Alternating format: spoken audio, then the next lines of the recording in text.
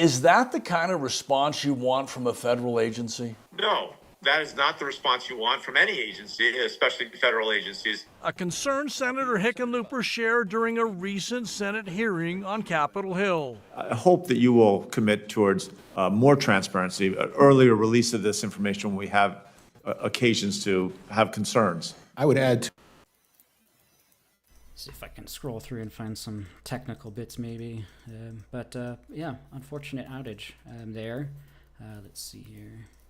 Down at Longmont developed 5 weeks after our reporting brought more national attention to failures with air traffic control operations. Senator Hickenlooper now says money and solutions are a top priority. When issues like this get national attention, do you think the bottom line is it's going to get better? Absolutely. I think the bottom line is these things have to get better. And when you shine a bright light, when the media, reporters such as yourself, when you guys uncover things and shine a bright light, it forces government to respond.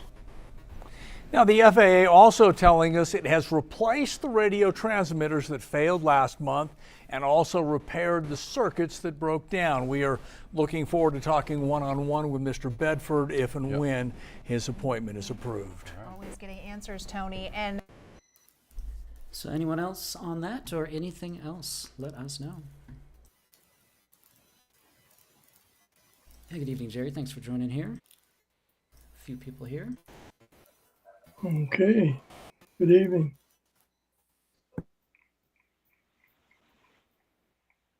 Let's see. Anyone else? We have another 25 or so minutes. We'll talk about Meshtastic,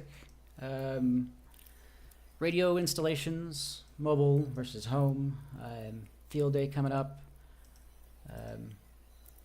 Just a few things. Anyone else, though? Let us know. Otherwise, and again, looking for a presentation. I don't know, Jerry, if we found anything yet, but there's certainly plenty we can bring up. Jeff is searching. I've been searching. We just kind of come up. Bill Rinker did come up with something yesterday, which I think will pan out for probably next month. But it's just been really, really hard. Seemed like for a while there, it was just they were just like coming to us, but yeah, it's just not doing that now. So it's rough finding stuff. I've been saying, in the round table and on the net that, anybody that have seen something or hears of something that would be of interest will, let us know. It's just not a one-man show, so yeah. Any help is appreciated. Yeah.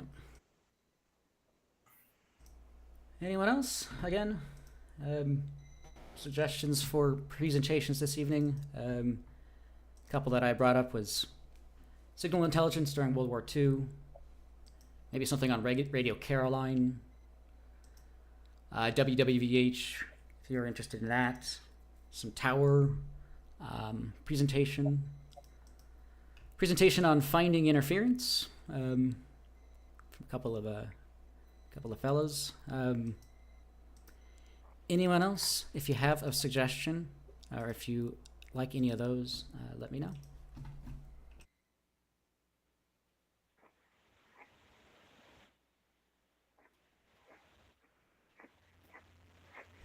Let's see. Anyone else? Comments, questions, anything you'd like to bring up? Otherwise, we can maybe play another short video. But anything? You have something queued up? You have something queued up for 7? Yeah. Yep, those were just the ones that I was mentioning there. They could be any one of the other. I wasn't sharing my screen there. Okay, good. Do that. There was a comment about field day. Do you have that information? I've seen and noticed, but I don't recall the date. Well, it's the 20. It's what the heck is it? Weekend. It's a weekend after next. It's June. I'll have to look at my calendar here. 28th and 29th. More information on our club website, w0tx.org/field day. That answer your question there? Does everybody know the location and these Prospect roads? Arena up in Arvada.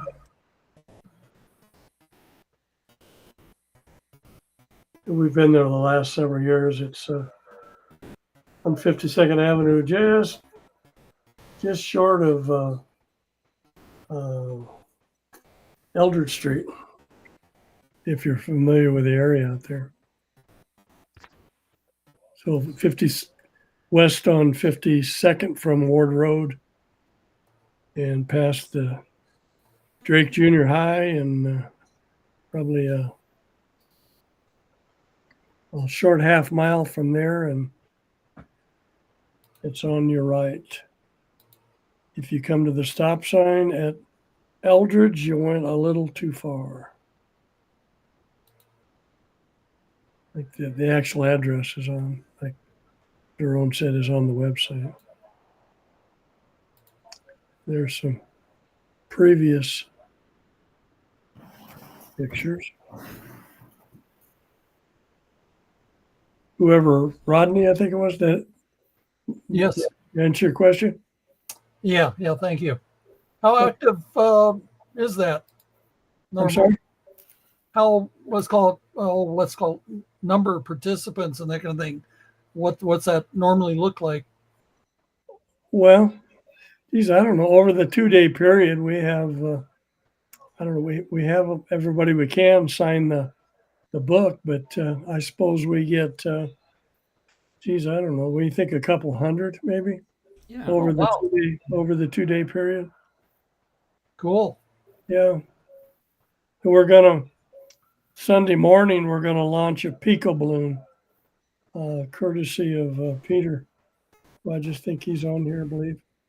But we're gonna we did one last year. It made it out to about what was the Kansas Colorado line.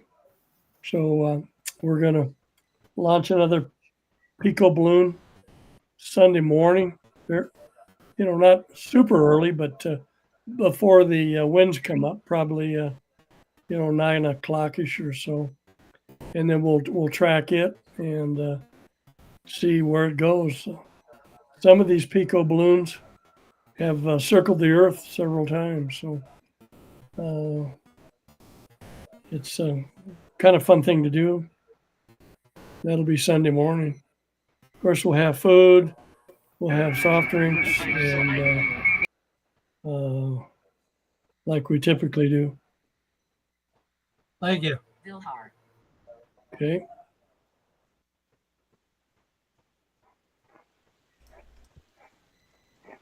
Excellent. Anyone else? We have another 20 or so minutes. Let us know if you have any comments or questions or updates on any work that you've done or projects that you're working on or anything. Plenty of time here.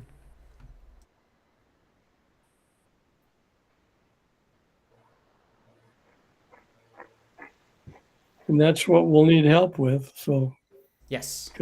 come Saturday morning, probably about 8 o'clock, help us set up. It's a lot of work to set up and a lot of work to tear down. So, we don't want to leave it to 3 or 4 people. We got to put the tower up there, as you can see, and put the other antennas up and the I call them tents. They're not really tents.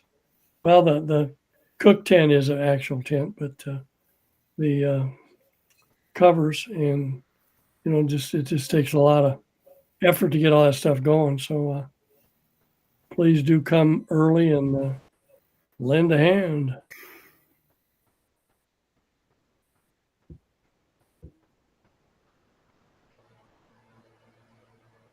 Yes, absolutely. Many hands make light work. So, plenty of people in the past helping out, and plenty of people to guide and help out. So, please don't hesitate to show up early and help us out.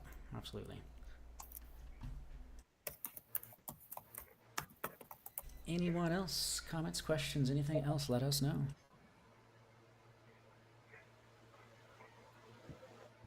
And of course, anybody that isn't licensed or you got a friend that you'd like to get involved in ham radio, well, drag them out there. We'll put them on the air. And, you don't have to, be licensed.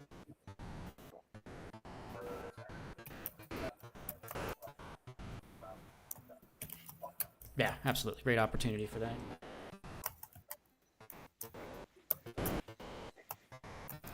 I was sort of a non-participant basically last year because I'd had surgery in May. So Oh, gotcha. I was kind of running slow, but feel much better this year. That's good to hear. It's glad to hear that. Well, anyone else? Comments or questions? Plenty of time here still. Another 15 or so minutes. Any questions about the club or questions for me, or we pass the time here for a few? Otherwise, maybe Drone will run a short. You got a short one to run? Yeah, I could do that. Rocky Mountain PBS, great resource. Trial by Fire, Wildland Firefighters. It's a quick 4.5 minute video. Just a cool class of. Well, here we go. I think a lot of people have doubts in me that this skinny kid from the suburbs can go out and fight these 40,000 acre wildfires. I want to prove them wrong. I don't see the risk, honestly. Like, it's life. If you die, you die. And it's like, whatever.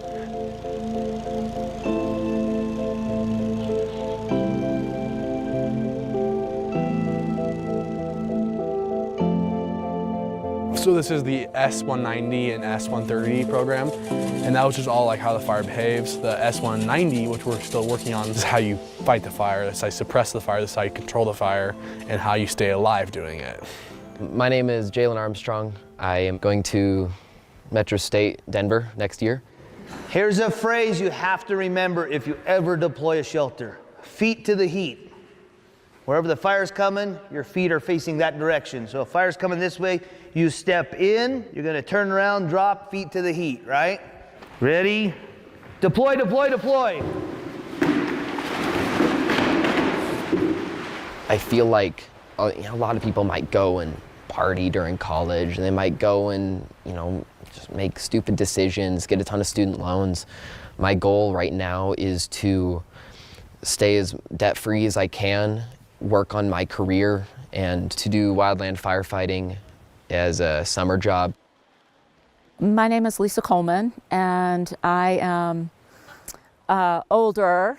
I raised a couple of boys, and they're older now, and I kind of decided, what do I want to do to chase my passions again? And I called here, and I said, oh, am I too old? And Kat said, no way, you're not too old. And so here I am. Fire is going to be coming. It's approaching from the north, right? It's going to impact this area first. This is the area that we want to hold. And then we're running a hose line all the way up the hill to the top. Let me know when you have water out the nozzles. I think everyone's always a little nervous to start in a new environment and meet new people, but we've all gelled together. What I love about it is it's teamwork. And I grew up playing sports, and it was all team-oriented, and so I feel like I'm just circling back to being a kid again. Rock! Rock! Bump it out! Bump it out!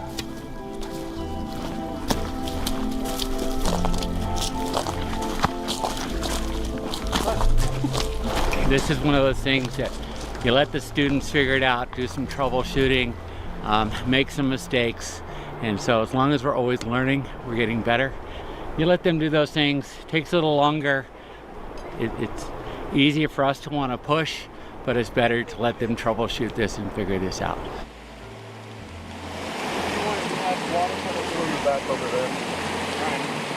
Firefighters are definitely a unique kind of person. You don't know your limits until you meet those limits. And I think firefighters every day are always striving for that limit. Copy, just walking the line. The risk factor is definitely a big thing for me. I worry about it, but big firefighter losses and everything are studied, and they're a big part of training. It's something that I definitely worry about. I want to be able to go home at night, but it is so rare. And honestly, if you aren't a little close to death sometimes, then maybe you didn't even really live. It definitely makes you appreciate life more. You get called to people's worst day. And it's like that kind of forces you to mature.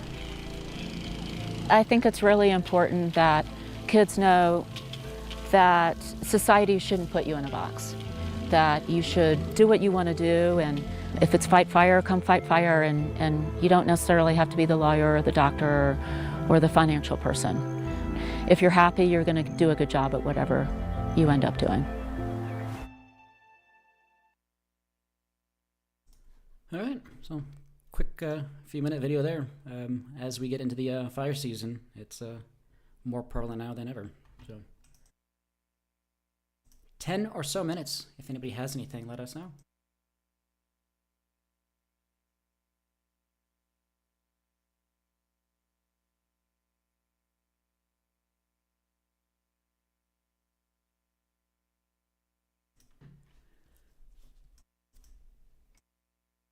Anyone else? Comments or questions? We have another 10 or so minutes.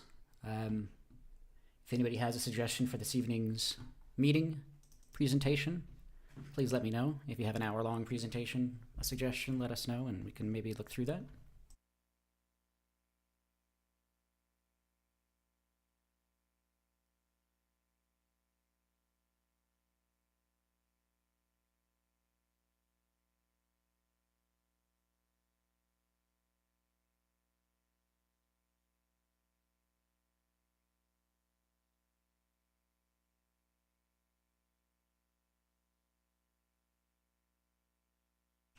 Anyone else at the moment? Go right ahead.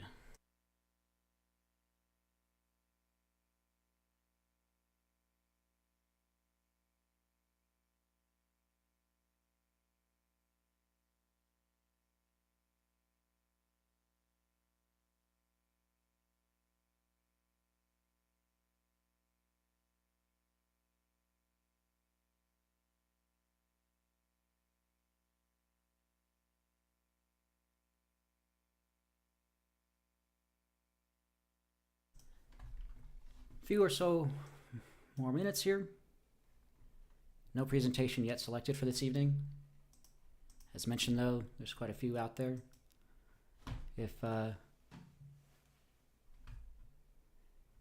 anyone has anything, let us know. Otherwise, I'll probably be playing this signal intelligence video, about an hour long. Hey, Daron? Yeah. Yes, Jim here in Zero Therapy. Hey. Yeah, just wanted everybody, we had a good turnout at the lunch today over here in Lakewood. Had 7 total.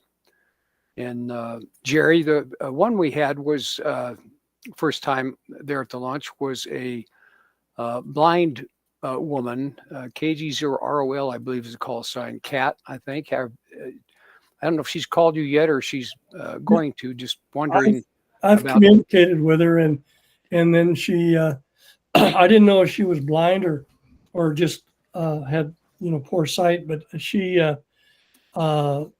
somehow knew that the location got changed. She emailed me, and I gave her the new location, and I'm really happy that she made it, and I appreciate you kind of, being there at the lunches and kind of hold it together. That's it's important, and that's great. Had 7. I wished I could. It's just not in the cards for me yet, but someday if I retire, we'll sure make it. Yeah, well, I'm glad to do it. Then I was just kind of worried. Do we have any active blind hams in the club that you're aware of? Not that I'm aware of. We used to have. I can't remember the guy's name. I think he moved out of state. I just can't remember his name, but we did have one for several years actually, and I believe he moved somewhere out of state. Okay, well, I was just curious. I may. Is that Curtis Willoughby, I think he Curtis? was. Yep. Curtis. Exactly. Oh, So wow. that guy right there, a blind electrical engineer. Wow. Very interesting gentleman. You know, when I was in college, we had I was part of the student radio station, and we had a blind guy that kind of ran that whole thing. And boy, he was a go-getter, and he had everything in that radio station under control. It was amazing. Well, that's Curtis was a very interesting guy. How'd you find him so quick there, Durham? I remember him from before. Yeah, specifically because he was blind. Yeah. I just couldn't come up with his name right instantly.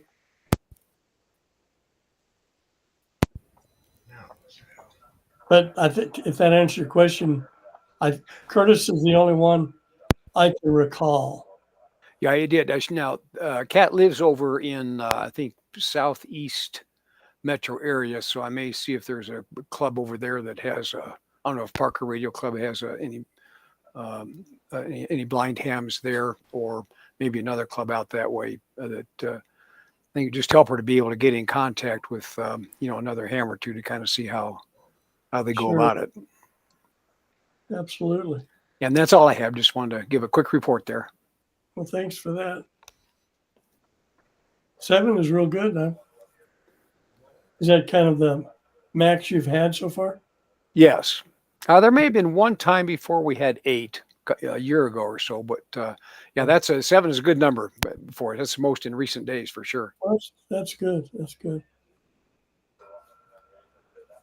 Couple other first timers. Well, good, great. That's really good. Looks like we got about 6 minutes. I got a few announcements to make, and then Daron has a presentation picked out. We apologize, for, like I say, we need help. I'm sure somebody out there knows of a program that they've seen or heard of, and all you need to do is get the information to me or to Jeff Irvin. Jeff is the one that schedules the program, and he's on the website, our website, under the officers and stuff. So I say I saw Bill pop up here. I think Bill Rinker. He came up with one that we'll hopefully get for next month, but this just kind of happened yesterday, so really didn't have sufficient time, to line anything up. So we got about 4 minutes. Anything else that comes to your mind out there?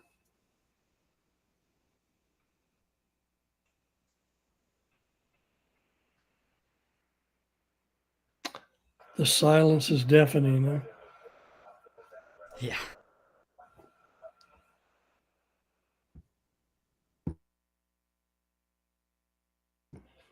Anybody had any new got any new equipment or anything?